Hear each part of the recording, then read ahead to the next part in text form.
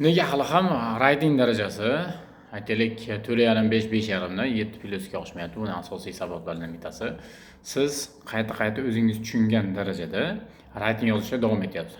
Bu birinchi asosiy sabab. Siz o'ylaysizki, men o'zim shu malakani oshira olmayman deb. Albatta siz o'zingiz oshira olasiz, lekin uning uchun ancha ko'p mehnat talab qilinadi. Buning uchun qisqa muddatda qanday qilib 7, eng kamida 6,5 ola olaman, qolgan skilllarim reading, aytaylik speaking, listening skilllari darajasi baland, lekin hali ham writingda muhlardan 5, 5,5 undan oshmayapti.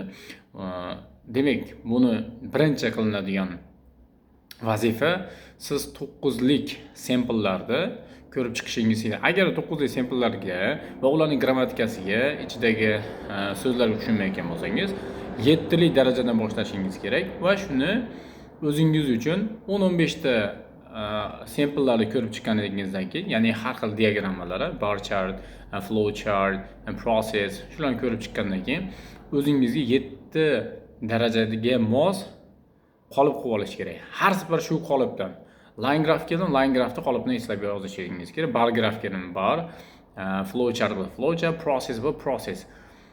Shu hamma turdagi taskmonlarni ko'rib chiqqaningizdan 7.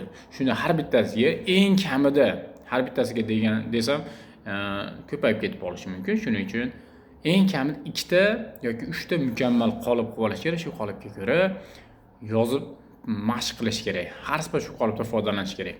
Va bir marta mo'kka kirib chiqqandan keyin daraja oshgan his qilganingizdan keyin ana endi 9lik darajani sample'larni ko'rib chiqib, shu berilayotgan grafda 9lik sample'ga moslab o'zingiz tahlil qilib chiqasiz va siz ham shu so'zlarda ma'lum bir aytaylik frazalar kelib qoladigan bo'lsa yoki bo'lmasa passive voice ko'p ishlatilyapti degan g'oya kelgan bo'lsa, shularda siz ham o'zingiz sample'ingizga olib kirishingiz kerak.